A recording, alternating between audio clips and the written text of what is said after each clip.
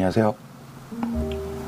오늘은 일요일입니다. 일요일인데 이번 주 목요일하고 금요일날 현장 소장 교육이 있었어요. 근데 그때 현장 소장 교육 때 계속 하루 종일 자리를 비우다 보니까 결제도 좀 밀려 있었고 그리고 현장 소장 때 나왔던 얘기 중에서 중요한 내용을 좀 전달해 드릴까 그렇게 생각을 해서 이렇게 찍게 됐습니다. 여러분들께 말씀드릴 내용은 건설회사가 벌점을 받았을 때 분양을 못할 수도 있다, 그리고 분양을 늦게 할 수도 있다 하는 문제에 대해서 말씀을 드리려고 합니다. 건교부에서 고시가 나왔는데 벌점을 많이 받은 회사는 선분양을 제한을 받는 선분양 제한과 관련된 내용이 공지가 됐고요. 그 내용은 주로 이렇습니다. 지금까지는 벌점 환산 방식이 그 회사가 받은 벌점을 점검받은 숫자로 나눠서 평균 방식으로, 평균 가산 방식으로 해가지고 벌점을 매겼었는데요. 이제부터는 단순 합산 방식으로 바뀝니다. 그래서 벌점을 받으면 그게 그대로 점검을 얼마나 받든지 간에 그대로 다 합산이 돼서 그 회사의 벌점이 되는 겁니다. 근데 문제는 단순 합산 방식을 하게 되면 1점만 받아도 우리가 선분양을 할 수가 없습니다. 그래서 1점을 받으면 골조가 3분의 1 끝난 시점에 분양을 할 수밖에 없는 그런 일이 벌어집니다. 언제부터 그렇게 되냐면 2023년부터 그렇게 되고요. 2023년 1월 1일부터 시행이 된다고 그랬는데요.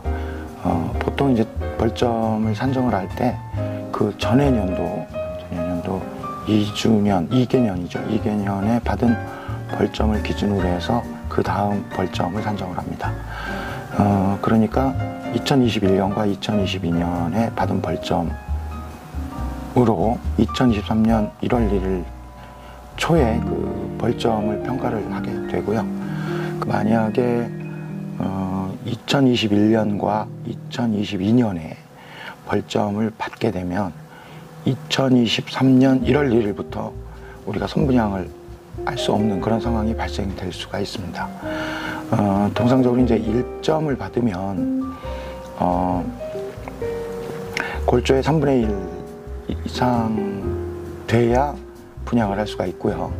그리고 벌점이 3점에서 5점 사이가 되면 골조의 3분의 2, 그리고 5점 이상에서 10점까지 되면은 골조가 완료돼야 분양을 할 수가 있고요. 10점 이상이면은 완전히 공사가 끝난 다음에 분양을 할 수가 있습니다. 말 그대로 후분양제죠.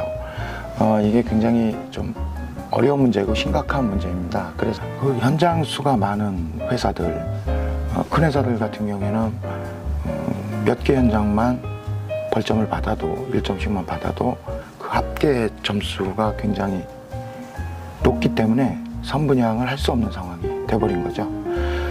이러한 문제들 때문에 건설사에서 2019년부터 계속 문제 제기를 했었고요. 올해 2020년도에도 계속 문제 제기를 했었습니다. 그래서 계속 건설업계의 요구를 좀 받아들이는 차원에서 완화 조항을 몇 가지를 내놓긴 했습니다. 그럼에도 불구하고 어쨌든 벌점을 단순 합산하는 방식은 변하진 않을 것 같고요. 완화책이 이제 3가지가 있습니다. 첫 번째는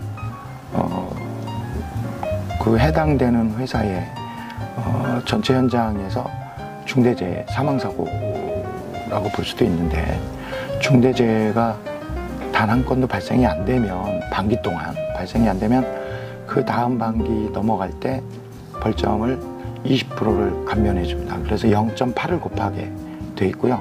그게 계속해서 예를 들어서 이제 아까 2년이라고 그랬죠. 4분기 동안 사망사고가 한 번도 발생되지 않으면 그러면 0.8의 4승이니까 0.41 정도 이렇게 곱하는 벌점 감면 혜택이 일부 이제 만들어졌고요.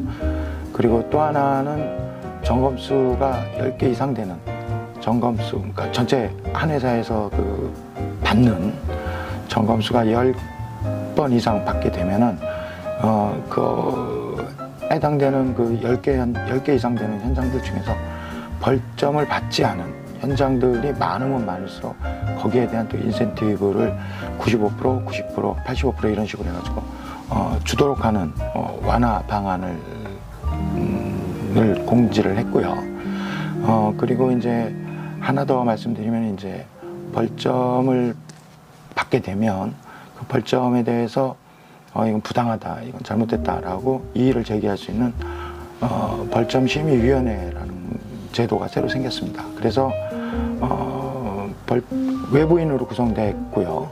그 외부인들에 의해서 벌점이 적정한지 맞는지 하는 것을 다시 한번 판정을 받는 그런 제도가 생겼습니다.